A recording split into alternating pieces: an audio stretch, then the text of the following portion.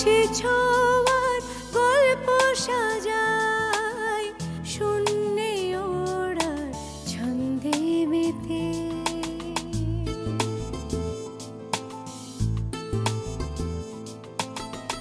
আকাশে যে অসীমের ঠিকানায় সে যেন শুধু দৃশ্য সাজায়। যত কল্প ধাঁধায় হাত বাড়ালে বুঝি কেউ নেই,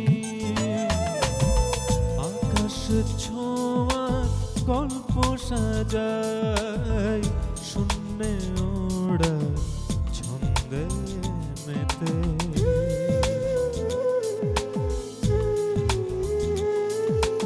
ধাওন্ত তোমার গতি ছুটে চলে অবিচল। আমার আঙিনা প্রজাপতি চঞ্চল। উড়ে উড়ে যায় কত অলি গলি অবিরত। যত কল্প ধাঁধায় মন বাড়ালে বুঝি কেউ নেই। আকাশে ছোঁয়ার গল্প সাজাই শূন্যে ওড়ার ছন্দে মেতে।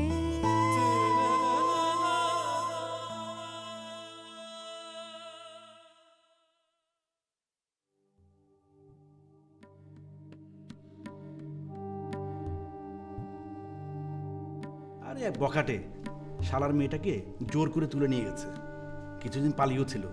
শেষে শালা বাধ্য হয়ে ওই ছেলেটার সাথে বিয়ে দিয়েছে। বলো কি? মেয়ের বয়স কত? এই 13-14 হবে। না, দেব না, খেতে দেব না। আমি কতবার ওকে বলেছি স্কুল থেকে সোজা বাড়ি চলে আসবি। ও আমার সাথে কি করলো? মিথ্যে কথা বললো। ও বললো যে ও ঘুঘু মারতে গিয়েছিল, ঘুঘু মারতে গিয়ে সাপ দেখে ভয় বাড়ি চলে এসছে। আর আপনাকে কি বলেছে? আপনাকে বললো শ্যামল আর ললিতার কীর্তিকলাপ দেখে এসছে। বজ্জাতবি আমাকে একবারের কথা বলেনি। বুঝলে হরিদা, আসলাম একটা উদ্যোগ নিয়েছিল, বাঙালি আর পাহাড়িদের মিলনের একটা চমৎকার আয়োজন। কালকে পাহাড়িরা সবাই খেলতে আসবে, কিন্তু বাঙালিরা কেউ যাবে না। ওদের যে কী অপমান হবে, এরপর বাঙালি পাহাড়িদের মেলানো খুব মুশকিল হবে হরিদা। আমার লজ্জা লাগছে, আমি বাঙালি, কারণ বাঙালিরা ষড়যন্ত্র করে খেলবে না। শ্যামল শোন, তুই যা যা বললি আমি সবই বিশ্বাস করলাম। তারপর আমি বলি কি, কালকে রেস্টটা তুই খেল। তোর দলে নিশ্চয়ই এমন কিছু বাঙালি আছে যারা তোকে পছন্দ করে। আরে সব বাঙালি না হোক, অন্তত কিছু বাঙালি খেলুক। তাতে করে দুই দলের মিলনের ক্ষেত্রে যে সুযোগটা হবে সেটা তো আমরা হারাবো না। এসব নিয়ে ভাববার আমার একদম সময় নেই। কার কি মিলন হবে, কার কি লাভ হবে তা জেনে আমার কি লাভ?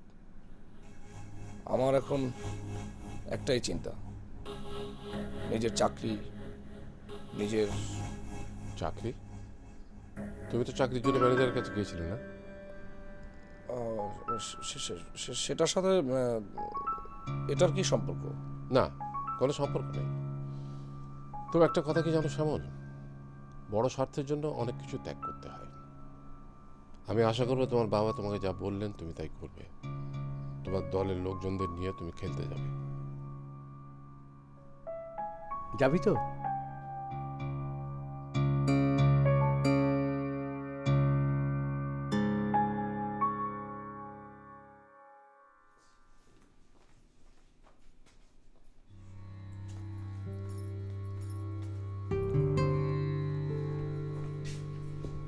বৌমা, এত উত্তেজিত হলে কি হবে? আমার আর সহ্য হচ্ছে না মা। দীপা আজ কি করলো?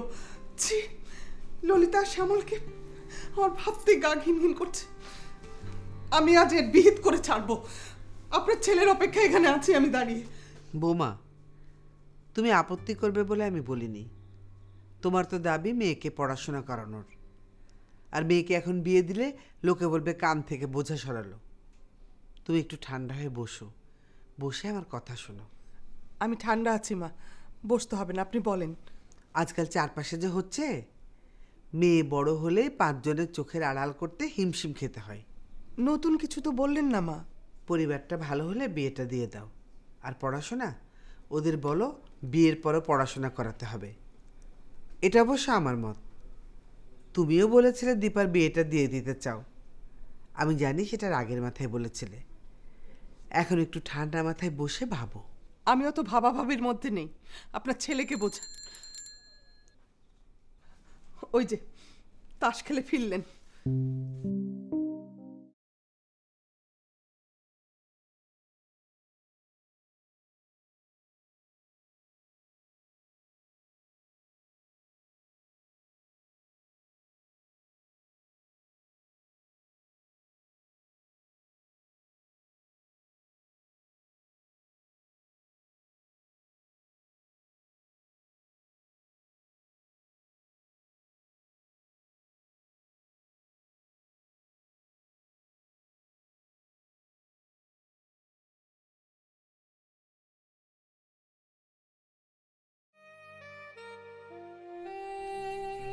তবে তার জন্য তোমাকে আমার দলে খেলতে হবে,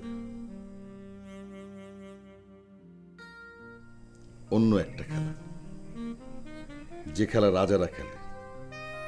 আর এখন ব্যবসায়ীরাই তো রাজা, তারা খেলে।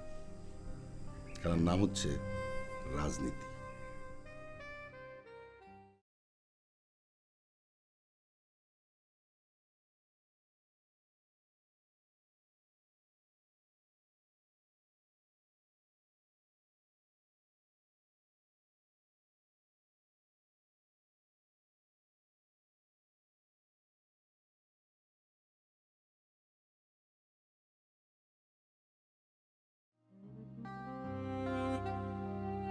জন্ম মৃত্যু বিয়ে কার কপালে কখন লেখা আছে কেউ কি বলতে পারে?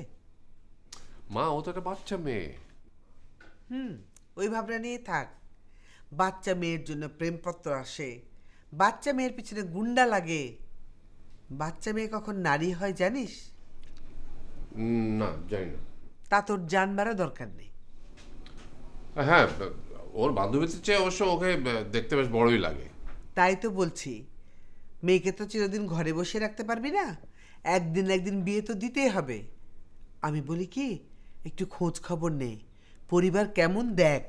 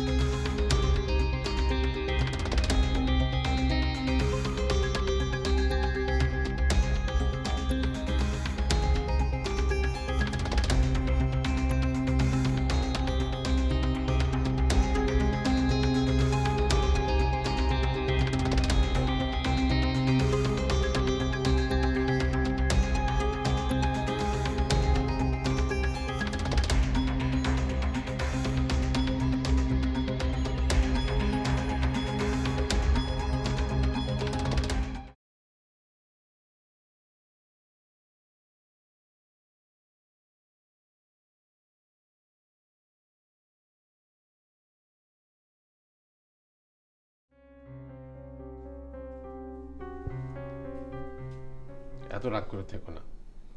আমি তোমাকে বলছি, এখন থেকে আমি দীপাকে শাসন করব। আমি ওকে স্কুলে নিয়ে যাব, আবার স্কুল থেকে ফিরিয়ে আনবো আমি। তা থেকে উত্তম কুমারের উৎপাত কমবে? ও তো বাড়িতে এসে প্রেমপত্র দিয়ে গেছে। দেখো, তুমি ঘাবড়ে যাবে বলে আমি কথাটা তোমাকে বলিনি। ওর বাবা এসেছিল আমার কাছে দীপার বিয়ের প্রস্তাব নিয়ে। কি আমি এমন মার দিয়েছি ও সারা জীবন মনে রাখবে। কি বলছো তুমি? ভালো করে শাসিয়ে দিয়েছি। আমার মনে হয় না আর দীপাকে জ্বালাতে সাহস করবে। গুন্ডাটাকে কয়েকদিন ধরে দেখা যাচ্ছে না, আমার মনে হয় ভয় পেয়েছে। ভালোই হলো। আচ্ছা, মা কি করে জানলেন যে হরিদার বেয়ায় দীপার বিয়ের প্রস্তাব দিয়েছে? লক্ষ্মী বৌদি এসেছিল। ও, ওটো মশারিটা টাঙাও, শুভ না? তোমার কি মত কিসের?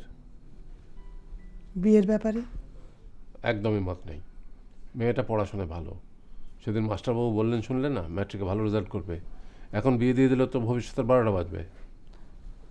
তুমি কথা বলো ওদের সাথে, বিয়ের পর পড়াতে হবে। তুমিও তো মায়ের মতো কথা বলছো। বাল্যবিবাহের এখন কোনো নিয়ম নেই। বাল্যবিবাহ নয়তো কি? সেটা তো পাপ। পাপ। আজ তোমার মেয়ে পাপ দেখে এসেছে। মানে? দীপা পাখি ধরতে গিয়েছিল জঙ্গলে। সেখানে সে শ্যামল আর ললিতাকে। কি বলছো তুমি? সত্যি? ছি ছি ছি ছি ছি। শ্যামল এত খারাপ? তাহলে তো শ্যামলই মিথ্যে বলেছে।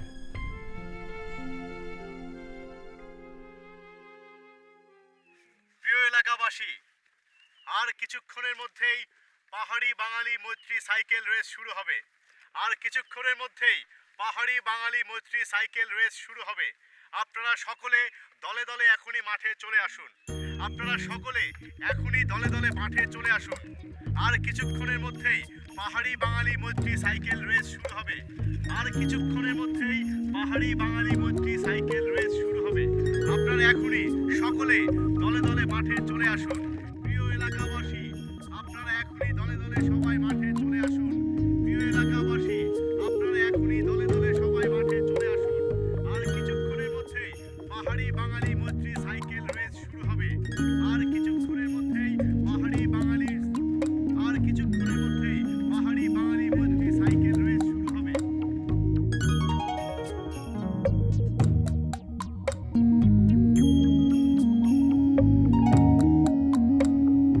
আর কিছুক্ষণের মধ্যেই পাহাড়ি বাঙালি মৈত্রী সাইকেল রেস শুরু হবে।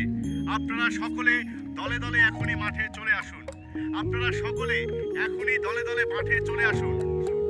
আর কিছুক্ষণের মধ্যেই পাহাড়ি বাঙালি মৈত্রী সাইকেল রেস শুরু হবে। আর কিছুক্ষণের মধ্যেই পাহাড়ি বাঙালি মৈত্রী সাইকেল রেস শুরু হবে। আপনারা এখনই সকলে দলে দলে মাঠে চলে আসুন। প্রিয় এলাকাবাসী, আপনারা এখনই দলে দলে সবাই মাঠে চলে আসুন। প্রিয় এলাকাবাসী, আপনারা এখনই দলে দলে সবাই মাঠে চলে আসুন। আর কিছুক্ষণের মধ্যেই পাহাড়ি বাঙালি মৈত্রী সাইকেল রেস শুরু হবে।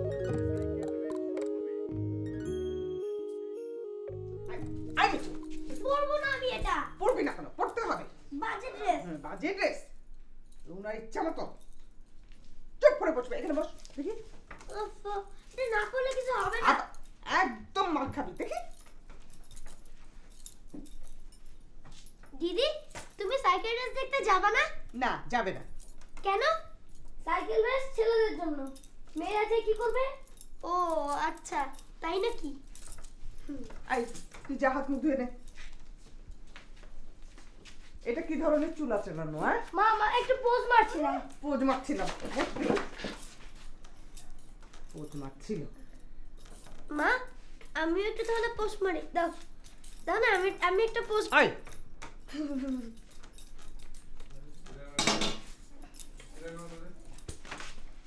মর সব মর।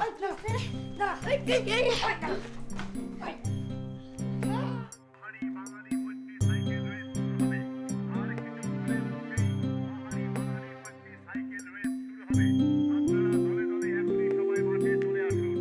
প্রিয় এলাকাবাসী, আর কিছুক্ষণের মধ্যেই পাহাড়ি বাঙালি পাহাড়ি বাঙালি মৈত্রী সাইকেল রেস শুরু হবে। আপনারা এখনই দলে দলে সবাই মাঠে চলে আসুন। আপনারা এখনই সবাই দলে দলে মাঠে চলে আসুন। প্রিয় এলাকাবাসী,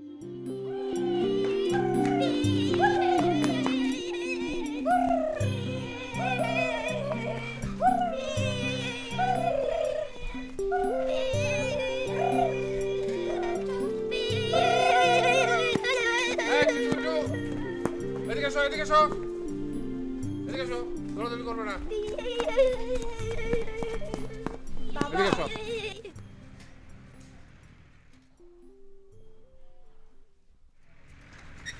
এখানে দাঁড়াও, যাবে না কোথাও। হ্যাঁ, আচ্ছা। ফিরে বল। মেয়েরা সব জায়গায় যায় না।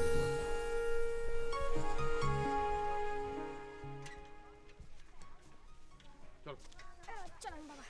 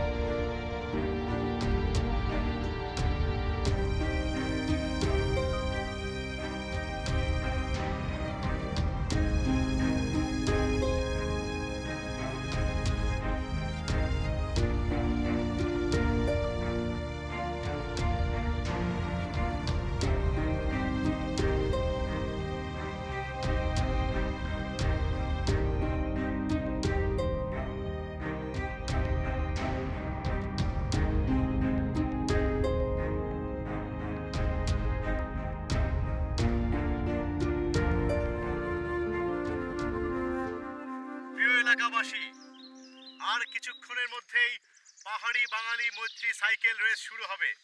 আর কিছুক্ষণের মধ্যেই পাহাড়ি বাঙালি মৈত্রী সাইকেল রেস শুরু হবে। আপনারা সকলে দলে দলে এখনই মাঠে চলে আসুন। আপনারা সকলে এখনই দলে দলে মাঠে চলে আসুন।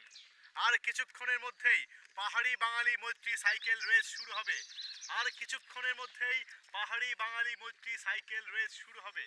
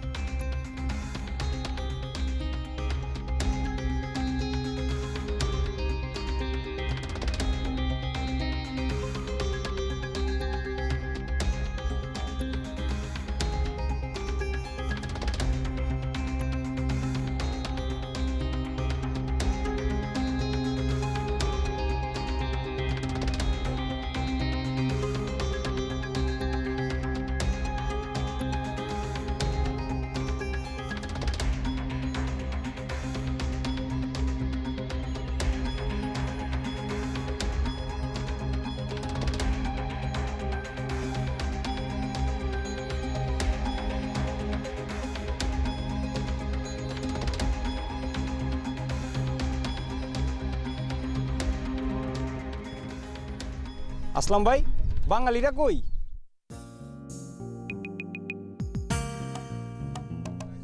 কে জানে, কিছুই তো নাই বুঝছি। আসলাম ভাই তো বললো পাহাড়ি বাঙালিরা সব একসাথেই খেলবে, বাকি ওরা নাই কেনে? আসছে আসছে, ওরা সবাই শ্যামলের সাথে আসছে। ও আচ্ছা আসলাম ভাই, এই খেলায় কোনো রেফারি ওফারি আছে? রেফারি নাই মানে? বড় সাহেব নিজে বাঁশি বাজায় করে মাঠে খেলা শুরু করবে। সরকারি কলেজে গেটে থাকবে অমর বাবু। মাঠে চত্বর শেষে খেলা যখন রাস্তায় যাবে তখন রেফারি থাকবো আমি। কেউ যেন অন্যায়ভাবে কাউকে ফেলে না দেয়, ঠিক আছে? ওইটা তো বুঝলাম, বাঙালিরা তো দেরি করছে, খেলার সময় মতো শুরু হবে তো। আরে হবে হবে, যাও তোমরা সবাই রেডি হও। আমরা তো আসলাম রেডি আছি। ঠিক আছে যাও। এই চল তোরা, হ্যাঁ আয় আয় আয়। চল চল চল।